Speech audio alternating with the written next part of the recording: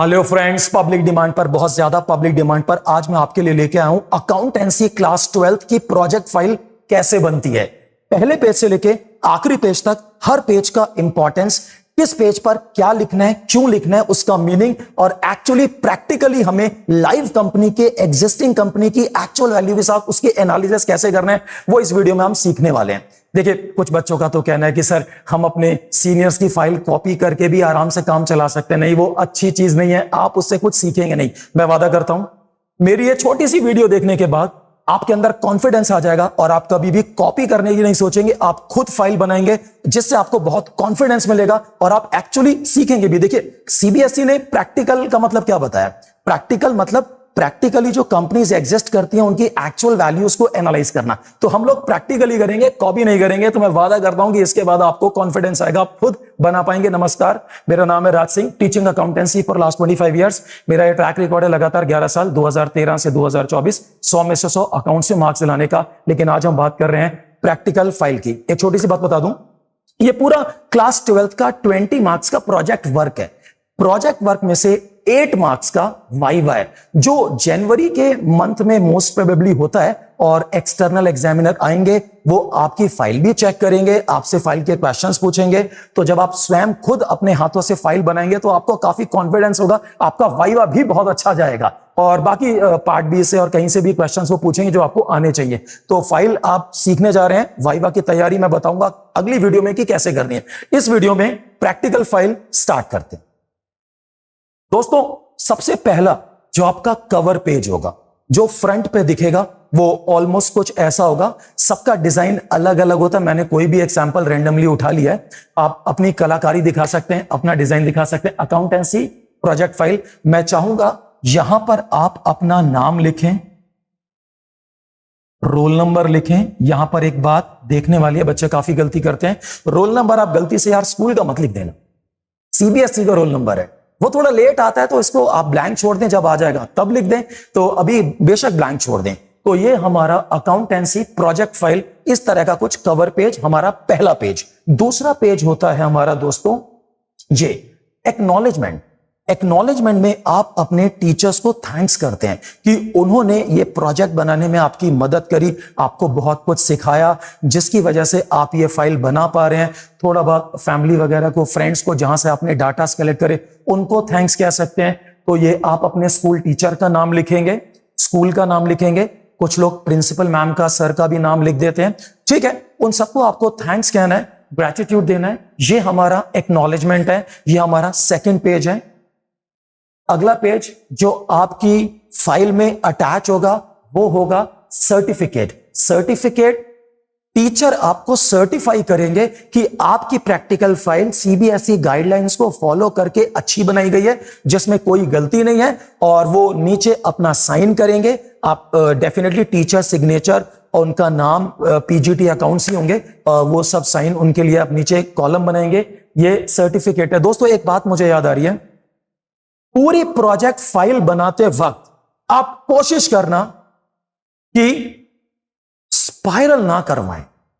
होता क्या है कि प्रैक्टिकल फाइल में थोड़ी बहुत गलतियां मिलती हैं, कुछ दिक्कतें आती हैं, तो हमें पेजेस डिटैच करके फिर अटैच करने पड़ते हैं। तो प्लीज ये बात कान खोल के सुनो, थोड़ा लाउड बोलूं क्या? प्लीज आप स्पाइरल कराने की जल्दी और गलती ना करें। आप प्लीज जो अटैचेबल डिटैचेबल फाइल होती है उसमें पेजेस को अटैच करें, ताकि कोई पेज निकालना हो, कोई गलती हो जाए, रोल नंबर आपने स्कूल का लिख दिया तो उसे हटा के नया रोल नंबर, नया पेज, तो अटैच हो जाए। तो इसलिए आप स्पाइरल नहीं कराएंगे, क्लियर है? दूसरी बात, आप सेम तरह के पेजेस यूज करेंगे प्रैक्टिकल फाइल में। ऐसा ना हो कि आप बार बार पेजेस चेंज कर रहे हैं। आप मान लीजिए 24 पेजेस आपने लिए, उसके बाद आपने दूसरे कलर के ले लिए। आप कोशिश करना सेम पेजेस हो और थोड़े से कलरफुल हो, देखने में अच्छा लगे। ब्लैक एंड व्हाइट फाइल थोड़ी सी एग्जामिनर को, एक्सटर्नल एग्जामिनर को भाती नहीं। थोड़ा कलरफुल, अच्छी सी फाइल, अच्छे पेजेस लगाएं। और जैसा मैंने कहा, डिटैच अटैच करने की फैसिलिटी होनी चाहिए। तो ये आपको, जैसे दिस इज टू सर्टिफाई कि ये जो है वो कॉमर्स के, उन्होंने फाइल अच्छे से, मेरी गाइडेंस भाई जो मैंने कहा सीबीएसई को फॉलो करेंगे। उसके बाद जी अगला पेज हमारा है ये कंटेंट का। जहां विप्रो लिखा हुआ है, ये कंटेंट एक्चुअली इंडेक्स है। आप कंटेंट की जगह इंडेक्स बनाइएगा। तो आपको अपनी फाइल में पेज नंबर तो लिखना ही है, तो जहां भी आप पेज नंबर लिखेंगे उन पेज नंबर में लिखने के बाद आप यहां इंडेक्स बनाएंगे। कंटेंट की जगह आप इंडेक्स बनाइएगा। इंडेक्स में आप लिखेंगे कौन कौन से पेज पर क्या क्या है, जैसे कि इंट्रोडक्शन। जैसे मैं आज आपके साथ शेयर करने वाला हूं एक टाटा की कंपनी की, मैं यहां पर फाइनेंशियल स्टेटमेंट्स डाउनलोड करके लाया हूं। एक हमारे अंबानी साहब की, रिलायंस की, बड़ी बड़ी जो इंडिया की टॉप 2 कंपनीज हैं उनको मैं लेकर आया हूं, और प्रैक्टिकली किस तरह से फाइल करते हैं वो हम आज एनालिसिस करें। तो आप इंडेक्स बनाएंगे। इंडेक्स में डेफिनेटली आप पेज नंबर इंट्रोडक्शन अगर आप कंपनी का देना चाहते हैं वो लिखेंगे। कौन से पेज नंबर पे क्या क्या चीजें हैं। इंडेक्स के भी 2 तरीके होते हैं। एक तो आप सीधा लिख दो स्पेसिफिक प्रॉब्लम 1 या स्पेसिफिक एनालिसिस 1, और वो पेज नंबर इतने से इतने पर अवेलेबल है वो लिख दो। स्पेसिफिक एनालिसिस 2 वो इतने से इतने पेज नंबर पे है वो लिख दो, या तो ऐसे लिख दो, या एक एक पेज का ब्यौरा दो, वो थोड़ा ज्यादा हो जाएगा। तो वो इतने से इतने पेज वाला आपके लिए ज्यादा, आप अलग अलग दे दो, इस पेज पे है, इस पेज पे, इस पेज पे है, काफी मेहनत वाला काम हो जाएगा। तो इंडेक्स उस तरह का। अब मैं आपके सामने ये हमारे टाटा जी के एनालिसिस हैं जो मैंने डाउनलोड करे हैं आपके लिए। ये टाटा जी के हैं और ये श्री अंबानी जी के हैं। तो एक काम करते हैं, ये अंबानी जी की हमने फाइनेंशियल स्टेटमेंट्स डाउनलोड करी है। इसमें ये बैलेंस शीट की लायबिलिटी साइड में लेके आया हूं। ये बैलेंस शीट, ये statement of P and L है, ये बैलेंस शीट की लायबिलिटी साइड है, और ये बैलेंस शीट की एसेट साइड। तो अब यहां से स्टार्ट करते हैं। एक्चुअली देखो वो सब तो आप जो, मेरे को ना काफी स्टूडेंट्स ने रिक्वेस्ट करी थी कि सर यूट्यूब पे ना कहीं भी वीडियो डिटेल में अवेलेबल नहीं कि प्रैक्टिकल बनती कैसे है। हाँ, 2-3 मिनट के पन्ने पलट पलट के सबने दिखा रखे हैं, लेकिन इस तरह से डिटेल एक्सप्लेनेशन जो है वो कहीं भी नहीं है। तो इसलिए मैं डिटेल में अब यहां एनालाइज करने जा रहा हूं। तो रिवाइज तो नहीं करना, आप, मेरे को आदत है, मैं टीचर हूं ना, 25 सालों से पढ़ा रहा हूं, इतना कुछ बोलने के बाद रिवाइज आप पीछे से दोबारा देख लेना, कोई बात नहीं, सीधा चलते हैं। तो अब आप अगला पेज, ये जो मैंने पेज बताया था आपको, ये इंडेक्स वाला पेज। सर ये इंडेक्स वाले पेज के बाद अब आप अगला पेज लिखेंगे जो मैंने यहां नहीं दिखाया है, वो आप लिखेंगे स्पेसिफिक प्रॉब्लम 1। बड़ा बड़ा अगला पेज आपका आएगा specific problem 1 ratio analysis. Specific problem 1 ratio analysis. अब रेशो एनालिसिस में आपको अच्छी तरह से पता है कुछ लोग क्या करते हैं, जैसे मैंने इस वक्त ये रिलायंस कंपनी की फाइनेंशियल स्टेटमेंट्स जो लेटेस्ट मेरे को मिली वो मैंने यहां छाप रखी है। तो कुछ लोग इससे पहले कंपनी का इंट्रोडक्शन देते हैं, रिलायंस की कंपनी का इंट्रो, उनके फाउंडर जो थे धीरू भाई अंबानी जी हमारे, उनके बारे में डिटेल ऐसे ऐसे, जिससे पेजेस थोड़े ज्यादा हो जाते हैं। अगर आपको लगता है ज्यादा बड़ी फाइल बनानी है तो आप कंपनी का इंट्रोडक्शन दीजिए, कब स्टार्ट हुई, फिर उनके बच्चों ने हैंड ओवर करी, वो कब कब कौन सी पोस्ट पे आए, और उसके बाद जैसा कि मैंने बताया आप लिखेंगे स्पेसिफिक प्रॉब्लम 1 रेशो एनालिसिस। उसके बाद कंपनी का इंट्रोडक्शन देना है तो दो, नहीं देना तो सीधा आ जाओ रेशो एनालिसिस में। अब कुछ फाइल डिटेल में रेशो समझाने बैठ जाते हैं, मुझे लगता है उसकी जरूरत नहीं है। 4 तरह की रेशोज होती है, liquidity ratio, solvency ratio, turnover ratio, profitability ratio. 4 तरह की रेशोज होती हैं। तो आप चाहें तो थोड़ा उनका इंट्रो दे सकते हैं, नहीं तो सीधा मुद्दे पर आ जाते हैं। मेरे हिसाब से आपको चारों टाइप्स की जो वैरायटी की रेशो होती है उनकी 2-2 रेशोज यहां कैलकुलेट करनी चाहिए। सबसे पहले मान लीजिए मैं करंट रेशो कैलकुलेट करता हूं, तो current ratio is current assets over current liability. बहुत बड़ा काम तो नहीं है। ये रहे करंट एसेट्स, यहां से आप करंट एसेट्स का टोटल भी बेचारों ने दे रखा है, तो ये करंट एसेट्स का टोटल है। मैं बार बार पन्ने ऊपर नीचे नहीं करना चाहता था। इसी कंपनी पे ये करंट लायबिलिटीज रही, तो ये करंट लायबिलिटीज का टोटल है। तो भाई मेरे करंट एसेट्स जितने आए हैं ये रहे 4,70,100 डिवाइड बाय करंट लायबिलिटीज इतना समथिंग, ये करंट रेशो आ जाएगी। मुझे लगता है 1 पॉइंट समथिंग आएगी, जो उतनी अच्छी नहीं है। आपको पता होना चाहिए, आप कमेंट जरूर करेंगे कि रेशो कैसी है, मैं बताने आ रहा हूं इसके ऊपर। ये करंट रेशो आपने निकाली। उसके बाद आप निकालेंगे क्विक रेशो। आप जानते हैं क्विक रेशो में करंट लायबिलिटीज तो डिट्टो सेम रहेंगी, करंट एसेट्स की जगह क्विक एसेट्स आएंगे। आप बच्चे नहीं, आप जानते हैं करंट एसेट्स में से आप ये इन्वेंट्री जो देख रहे हैं, इस इन्वेंट्री को आप लेस कर देंगे, तो जब आप करंट एसेट्स में से इन्वेंट्री को लेस कर देंगे तो it will become quick asset, liquid assets. वही वाली करंट लायबिलिटी से डिवाइड करेंगे, आपके पास क्विक रेशो, लिक्विड रेशो आ जाएगी, जो कि बहुत आसानी से आ जाएगी।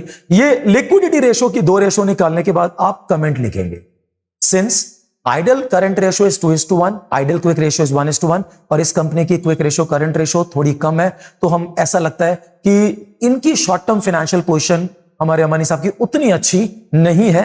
तो आप पहले निकालेंगे लिक्विडिटी रेशो, जिसमें 2 आ गई, करंट और क्विक। आप उनको एक्सप्लेन करेंगे, रेशो निकालेंगे। मैं एक बात बता दूं, जब आप लिखेंगे स्पेसिफिक प्रॉब्लम 1 रेशो एनालिसिस, तो उसके बाद आपको ये फाइनेंशियल स्टेटमेंट्स चिपकाने हैं।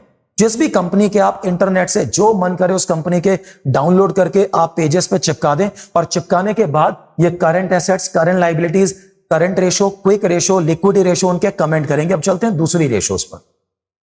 सर दूसरी रेशो होती है सॉल्वेंसी रेशो की। आप 2 रेशोज निकाल लीजिए। सॉल्वेंसी रेशो की आप 2 रेशोज जब निकालेंगे, हम जानते हैं डेप्ट equity ratio is dept upon equity. तो ठीक है, डेप्ट अपॉन इक्विटी में लायबिलिटी साइड में जाऊंगा, तो डेप्ट अपॉन इक्विटी में मेरे दोस्तों ये रहे डेट, ये रही इक्विटी। तो सिंपल, डेट अपॉन इक्विटी। आप इनका कॉन्फ़िगरेशन भी बताएंगे। डेट में आपने ये प्लस किया, ये प्लस किया, ये प्लस किया, ये प्लस किया। इक्विटी में आपने ये प्लस किया, ये प्लस किया, ये प्लस किया। करंट एसेट्स में ऐसे कर लें, ये प्लस करके आया। वो कॉन्फ़िगरेशन से एग्जाम में दिखाते हैं, हम दिखाएंगे। तो डेप्ट अपॉन इक्विटी करके आपकी डेप्ट इक्विटी रेशो आ जाएगी। उस प्रकार से आप आगे जाएंगे। दूसरी एक निकाल लो, प्रोप्राइटरी निकाल लो। आप प्रोप्राइटरी निकाल लो, शेयर होल्डर फंड यानी कि इक्विटी अपॉन टोटल एसेट्स। तो ये रहे सर, इक्विटी आपने निकाल रखे हैं, टोटल एसेट्स कौन सा बड़ी मुसीबत है, ये रहे सर टोटल एसेट्स। ये आ गई आपकी प्रोप्राइटरी रेशो।